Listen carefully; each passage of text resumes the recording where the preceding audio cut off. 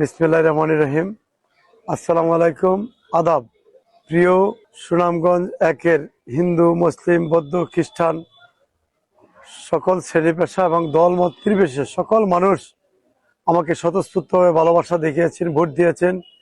আমি আপনাদের প্রতি কৃতজ্ঞ। আমি জরুরি একটা কাজে আমি ঢাকা চলে যাচ্ছি। আমি যত তাড়াতাড়ি সম্ভব আমি আমার অভিভাবক যারা আছেন জনগণ আপনাদের কাছে আসব। আমি আগেও বলছি, এখনো বলি, আমাদের এই সুনামগঞ্জ একের জামালগঞ্জ, ধর্মবর্ষা, মধ্যনগর, তাহিরপুরের সকল অভিভাবক যারা আছেন আপনারা বিশ্বাস রাখেন আমি আপনাদের কামরুল, আপনাদের এমপির মালিক হচ্ছে জনগণ।